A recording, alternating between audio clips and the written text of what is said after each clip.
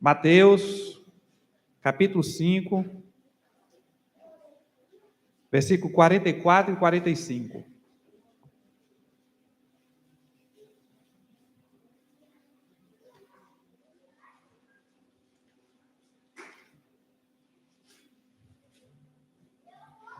Nos diz assim, então, a palavra do Senhor. Eu, porém, vos digo, amai os vossos inimigos e orai pelos que vos perseguem, para que vos torneis filhos do vosso Pai Celeste, porque Ele faz nascer o seu sol sobre maus e bons e vir chuvas sobre os justos e injustos. Amém.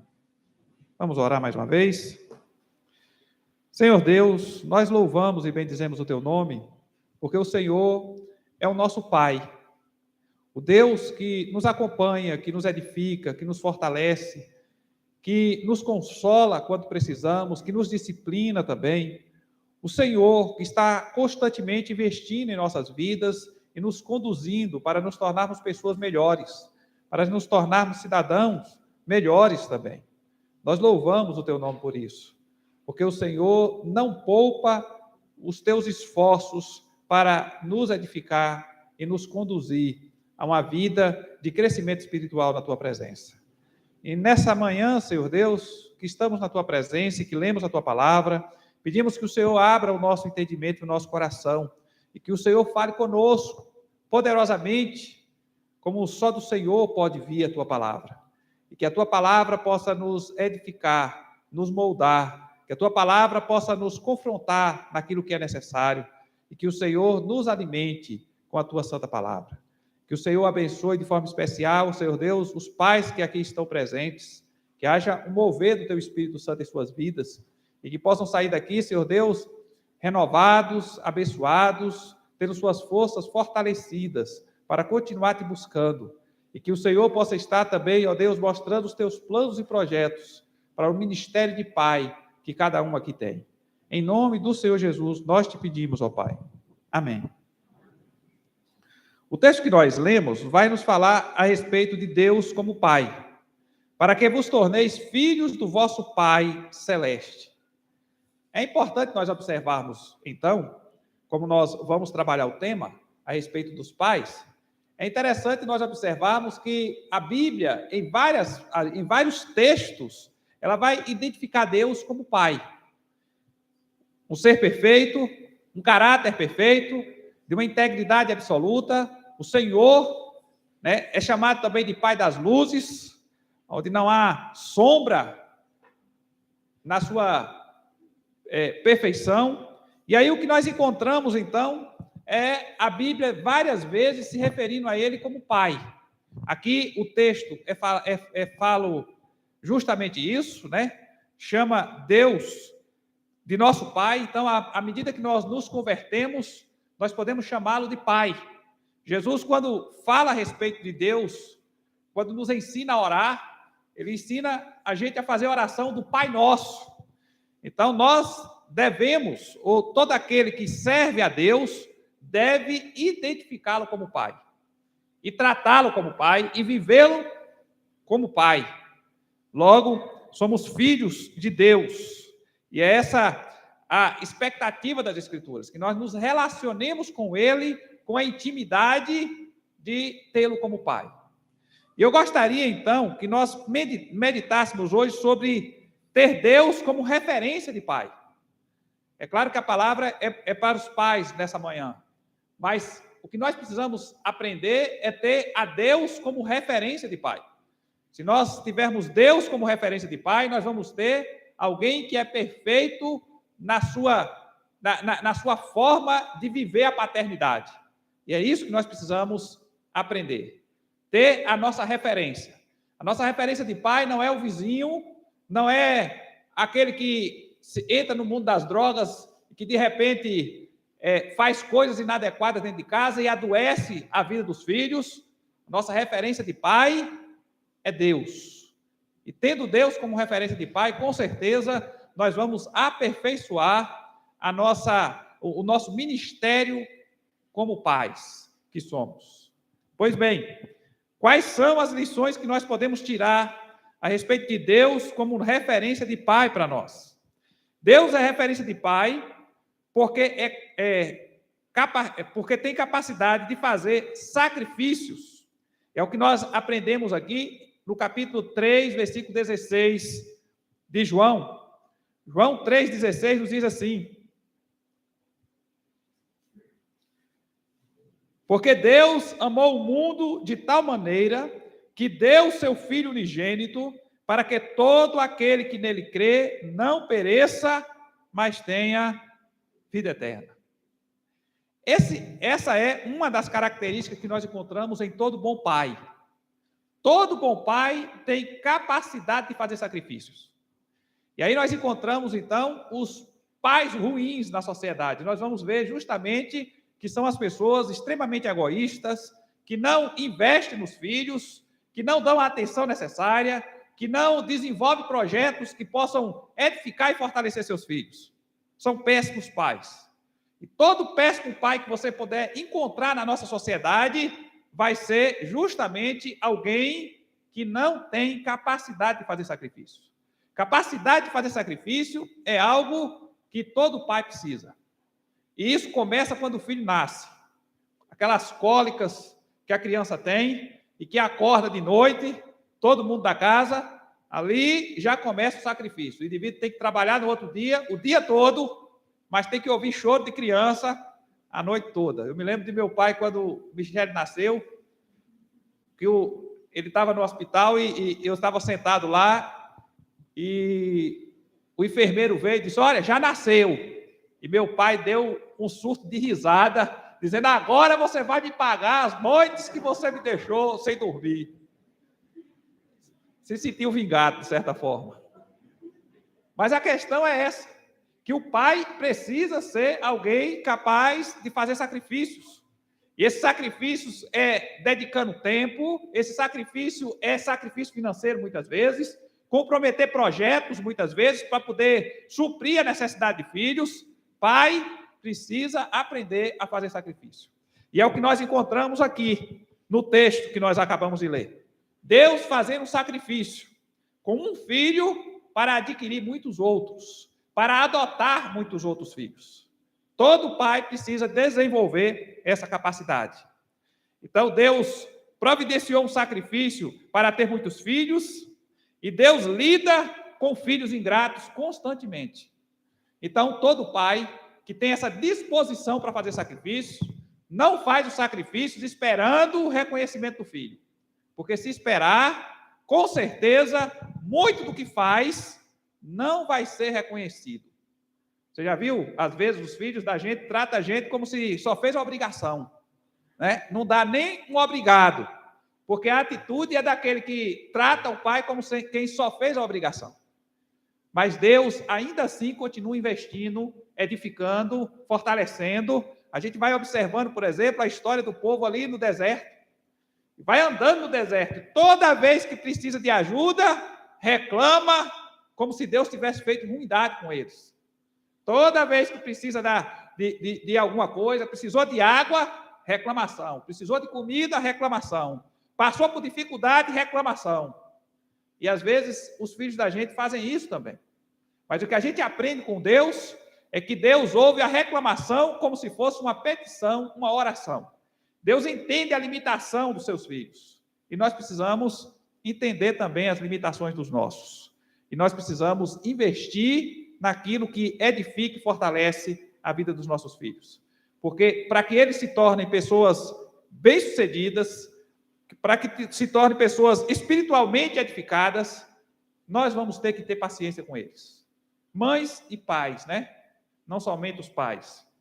Mas o que a gente aprende, então, é que essa capacidade de fazer sacrifícios envolve também essa paciência com as limitações dos nossos filhos.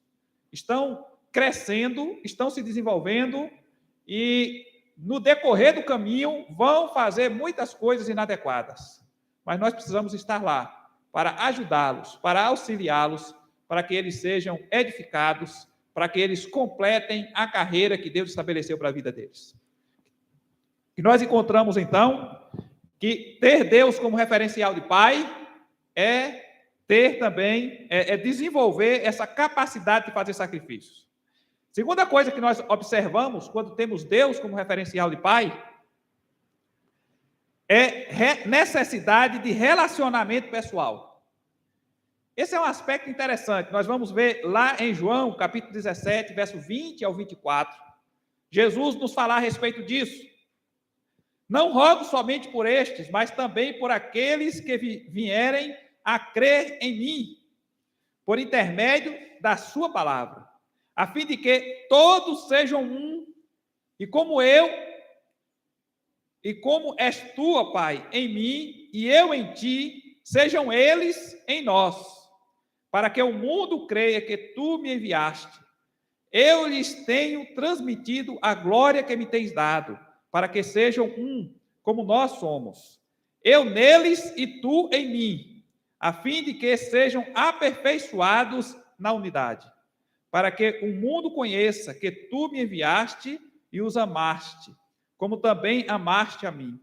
Pai, a minha vontade é que onde eu estou estejam também comigo os que me deste, para que vejam a minha glória que me conferiste, porque me amaste antes da fundação do mundo.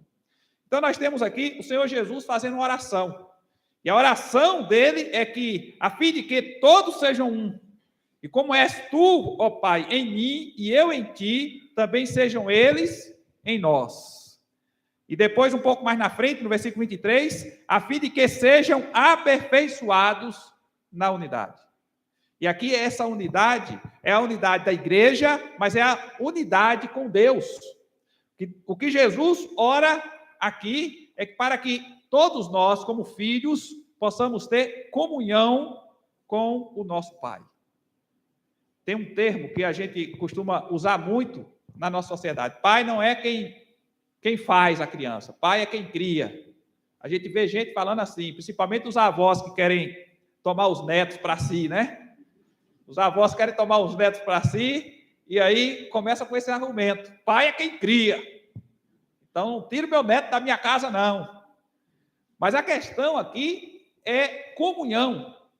Quando nós dizemos pai é quem cria, nós estamos dizendo, em outras palavras, pai é quem tem comunhão. Pai é quem participa da vida. Pai é quem se dedica. É quem tem essa experiência de vida com o filho. Com Deus não é diferente. Quando nós estudamos as Escrituras, nós vamos perceber justamente essa característica na nossa relação com Deus. Deus só é nosso Pai quando nós temos comunhão com Ele. Quando não temos comunhão com Ele, somos criaturas de Deus, mas não filhos de Deus. Porque aqueles que foram chamados para serem filhos de Deus, foram chamados para ter comunhão com Ele. Então, Ele só é Pai de quem tem comunhão com Ele. É essa a doutrina ensinada nas Escrituras a nosso respeito. E aqui nós temos, então, algumas lições a tirar. A nossa comunhão com Deus, Pai, é intermediada por Jesus. Esse é um aspecto que nós precisamos observar sempre. Nós temos uma comunhão com Deus e que é intermediada por Jesus. Não é por Maria, não é por Paulo, não é por João, não é por Pedro, não é por Mateus, não é por nenhum dos homens santos na terra. É intermediada por Jesus. Não é intermediada também por instituição religiosa. Não é pastor, nem padre, nem mais ninguém que intermedia a nossa comunhão com Deus. A nossa comunhão com o Pai, ela é intermediada por Jesus. E sem Cristo, não há comunhão com Ele. Esse é um aspecto importante que nós observamos. João 14, versículo 6, vai nos dizer justamente isso. Respondeu-lhe Jesus, eu sou o caminho e a verdade e a vida. Ninguém vem ao Pai senão por mim. Então, o que a gente observa é que para ir a Deus, precisamos passar por Cristo. Quem recebeu a Jesus, torna-se filho de Deus. 1 João capítulo 1, verso 1 e verso 12. Veja só o que é que nós observamos aqui. No princípio era o verbo, e o verbo estava com Deus, e o verbo era Deus. Versículo 12. Mas a todos quantos o receberam, deu-lhes o poder de serem feitos filhos de Deus, a saber, aos que creem no seu nome. Quando nós estudamos, então, a nossa filiação com Deus, nós descobrimos uma coisa. As Escrituras são extremamente claras a respeito da adoção. Nós somos adotados como filhos. E esse é um aspecto extremamente importante. Nós estamos falando sobre pais, mas não temos como falar sobre a nossa filiação com Deus sem dizer que somos adotados. O filho que foi gerado de Deus é Jesus. Ele é geração de Deus. O que é que isso significa? Significa que ele tem as mesmas características de Deus. Ele é eterno, como Deus é eterno. Ele cria todas as coisas, como Deus criou todas as coisas. Ele está em todos os lugares ao mesmo tempo.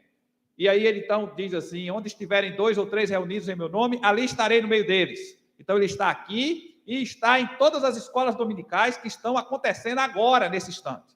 A presença dele é uma realidade no nosso meio. Por quê? Porque ele é Deus. Ele pode estar em muitos lugares ao mesmo tempo. Ele conhece os pensamentos de Deus e os propósitos de Deus, porque ele é Deus. Logo, a gente observa que ele é geração de Deus, ele é da mesma característica de Deus. Quando vem para nós, nós somos filhos por adoção. Nós não temos as características de Deus, mas somos filhos de Deus por adoção. E aí, então, o que nós aprendemos nas Escrituras é que precisamos desenvolver a nossa comunhão com Deus, e nós começamos por Cristo e continuamos pelos méritos de Cristo a desenvolver essa comunhão. Uma outra característica importante é que nós temos comunhão com o Pai através das nossas obras. João capítulo 8, verso 40 e 41. Diz assim: mas agora procurais matar-me, a mim que vos tenho falado a verdade que ouvi de Deus. Assim não procedeu Abraão. Vós fazeis as obras do vosso pai. Disseram-lhe eles: nós não somos bastardos, temos um pai que é Deus. E aí o que nós encontramos aqui são alguns religiosos que achavam que eram filhos de Deus, mas as obras deles denunciavam que eles não eram filhos de Deus. E é o que nós precisamos observar na nossa comunhão com Deus. Deus é nosso Pai. Se Deus é nosso Pai, então nós precisamos prestar honras a Ele. E a nossa honra a Ele não é prestada de boca, de palavra. A nossa honra a Deus é prestada pelo estilo de vida que nós adotamos, pela forma como nós nos comportamos, nos relacionando com as outras pessoas.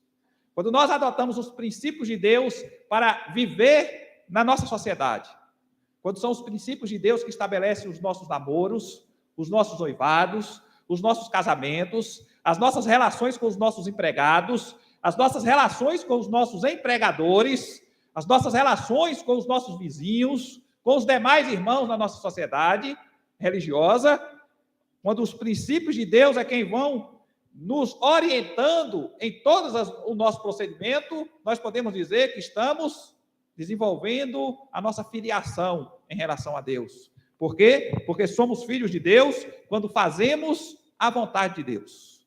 Então não há como alguém dizer, eu sou filho de Deus, vivendo do jeito que o diabo gosta, que é o que Jesus está dizendo para esse povo aqui. Vocês estão vivendo do jeito que o diabo gosta e achando que são filhos de Deus, mas Deus não é vosso pai. Um pouco mais na frente ele diz, vós sois filhos do diabo, que é vosso pai, porque vocês fazem a vontade dele. Então, o que a gente aprende é que ser filho de Deus implica em fazer a vontade de Deus. É importante ainda nós observarmos sobre essa filiação, que 1 João, capítulo 2, versículo 15 e 17, nos dá uma outra característica interessante. O amor do Pai está em quem obedece aos seus ensinamentos. João, capítulo 2, versículo 15, 1 João, capítulo 2, versículo 15 ao 17, diz assim: não ameis o mundo, nem as coisas que há no mundo. Se alguém amar o mundo, o amor do Pai não está nele. Porque tudo que há no mundo, a concupiscência da carne, a concupiscência dos olhos e a soberba da vida, não procede do Pai, mas procede do mundo. Ora, o mundo passa, bem como a sua concupiscência. Aquele, porém, que faz a vontade de Deus, permanece eternamente. Aqui, então, ele diz que o amor do Pai está em quem obedece os seus ensinamentos. E nós teríamos, então, duas aplicações.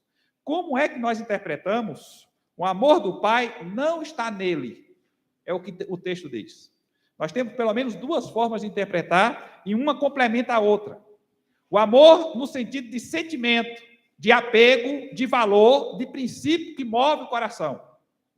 Então, se alguém ama o mundo, esse tipo de amor que ele tem não é o de Deus. É o que o apóstolo tenta demonstrar para nós.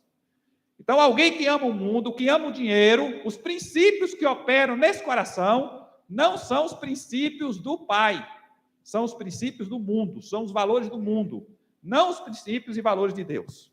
Nós podemos interpretar esse texto dessa forma.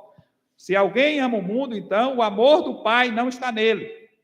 Mas esse versículo 17 ainda nos traz uma outra interpretação, no sentido de não ser alvo do amor de Deus. Se alguém ama o mundo, não é alvo do amor de Deus. O amor do Pai não está nele. E aí o versículo 17 nos dá um reforço a respeito disso. Porque diz o seguinte, o versículo 17. Ora, o mundo passa como a sua concupiscência. Aquele, porém, que faz a vontade de Deus, permanece eternamente. E quem não faz, o que é que o texto nos indica? Não permanece eternamente.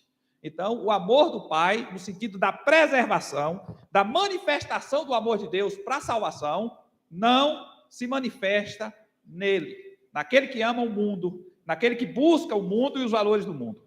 Logo, nós temos essas duas interpretações para o nosso texto. O que nós estamos, então, vendo é que há uma necessidade de desenvolver relacionamento com Deus, para que Ele seja nosso Pai. Esse relacionamento é desenvolvido através de Cristo, somente por Ele nós temos acesso a Deus, e esse relacionamento é desenvolvido à medida que nós buscamos a santificação. Não há como alguém dizer que é filho de Deus sem santificação. Já falei muitas vezes aqui na nossa igreja, vou repetir mais uma vez. Placa de igreja, carteirinha de presbiteriano não dá direito a entrar para o céu. O que dá direito a entrar para o céu é o sangue do Cordeiro derramado sobre nós e que reflete numa vida santa. Porque quem é convertido recebe o Espírito Santo, e o Espírito Santo nos santifica e nos conduz a uma vida de santificação. Então, viver vida dupla é engano de religião. O inferno está cheio de gente que achava que era salvo, mas não tinha vida correta diante de Deus. Então, nós não vamos nos enganar com essas coisas. O que nós aprendemos aqui é que só é filho quem tem comunhão com o Pai. E Deus só é Pai de quem tem comunhão com Ele. É isso que nós precisamos entender. E trazendo para a nossa vida aqui como pais, nesse mundo, pai é quem cria, é quem se dedica, é quem convive, é quem aconselha, é quem acompanha, é quem está ali no dia a dia desenvolvendo o relacionamento. Então, os pais precisam desenvolver esse relacionamento. Às vezes vão trabalhando, fora e vão deixando isso por conta da mãe. É a mãe que tem que aconselhar, é a mãe que tem que conversar, é a mãe. Mas o que nós precisamos entender é que nós temos responsabilidade com os nossos filhos e essa responsabilidade implica em convivência, em comunhão, conviver com os nossos filhos. E é interessante a forma como os judeus criavam os filhos. Os judeus, na forma de educar os filhos, o que eles faziam era o seguinte: as meninas eram educadas pelas mães, acompanhavam as mães por onde iam. E os meninos, os rapazes, eram acompanhados pelos pais. Para onde o pai ia, o filho estava junto, andando junto, convivendo com o pai, desenvolvendo um relacionamento e aprendendo a profissão. As profissões não eram como nós, no nosso tempo, não era a faculdade que ensinava, a profissão era o pai que ensinava. Então, aprendia a fazer prego, então o filho ia aprender a fazer prego, o neto ia aprender a fazer prego e eles iam desenvolvendo a profissão. Os padeiros ensinavam isso aos seus filhos. Jesus foi criado por um carpinteiro. E Jesus desenvolveu a habilidade de carpinteiro também. Porque era assim que funcionava. Acompanhava o pai, convivia com ele, aprendia muito sobre o caráter do pai, absorvia o caráter do pai e absorvia também a profissão e tudo mais que o pai fazia. Porque convivia constantemente com o pai. Logo, o que a gente aprende é que, se nós queremos ver Deus como referencial de pai, nós precisamos entender essa necessidade de relacionamento pessoal. Nós, como pais, precisamos ter com os nossos filhos. Segunda coisa, a terceira e última lição que nós aprendemos com o texto. Autorrealização com o sucesso dos filhos. Esse é um aspecto também extremamente importante, que nós observamos em Deus. Lucas capítulo 3, versículo 21 e 22, vai nos falar a respeito do que Jesus pensa a respeito de Deus pensa a respeito de Cristo. E aconteceu que ao ser todo o povo batizado, também o foi Jesus, e estando ele a orar, o céu se abriu, e o Espírito Santo desceu sobre ele em forma corpórea como pomba. E ouviu-se uma voz do céu: Tu és o meu filho amado, em ti me comprazo. Veja que palavra edificante para um filho ouvir do pai. Tu és o meu filho amado, eu tenho prazer em você. É interessante nós observarmos que não é uma palavra que Deus dá somente em relação a Jesus. É uma palavra que Deus dá também em relação a Paulo e em relação a Jó. No caso de Paulo, nós encontramos isso em Atos, capítulo 23, versículo 11, quando nos diz o seguinte: Na noite seguinte, o Senhor, pondo-se ao lado dele, disse: Coragem, pois do modo porque deste testemunho a meu respeito em Jerusalém, assim importa que também o faça em Roma. Em outras palavras, é isso mesmo que você tem que fazer.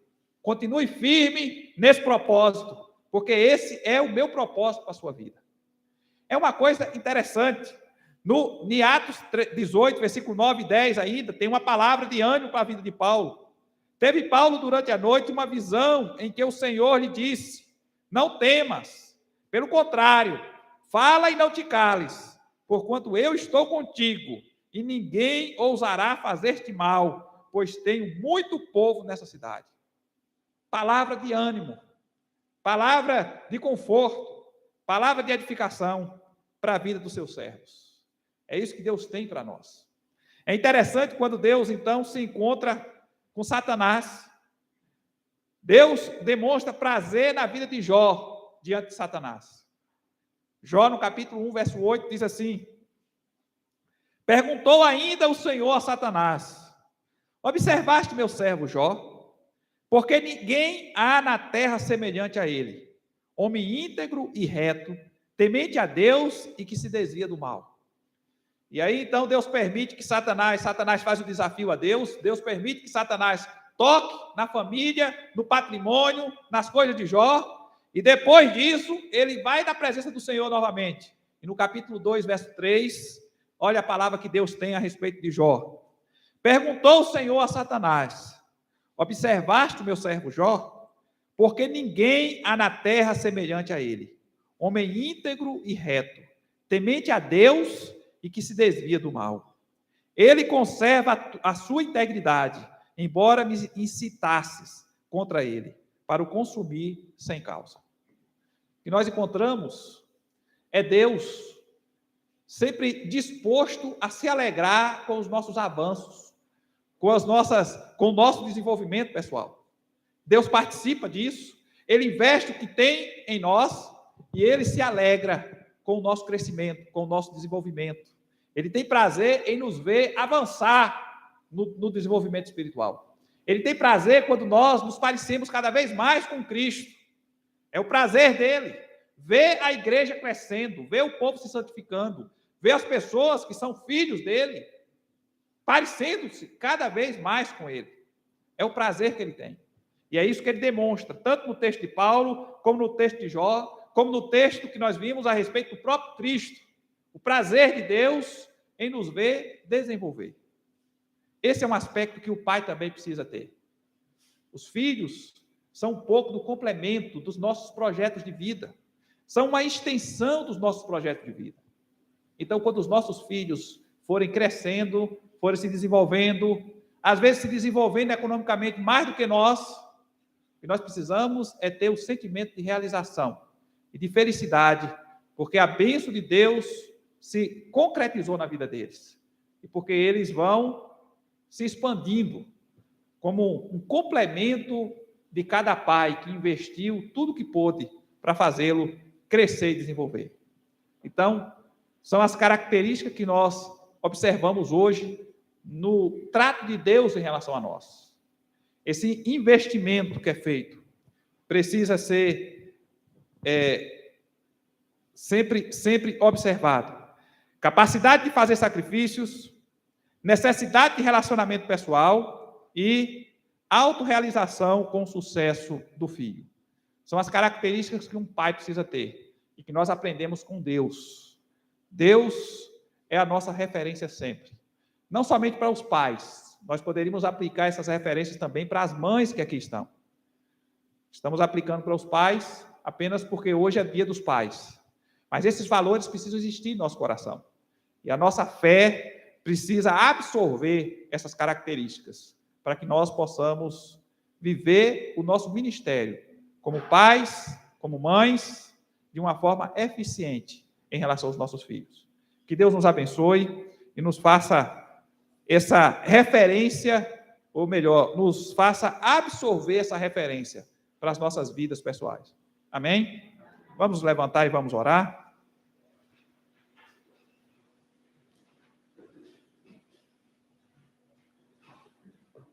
Querido Deus, nós louvamos o Teu nome, porque a Tua palavra sempre traz instrução sadia, que traz saúde para a nossa vida e para a nossa família também.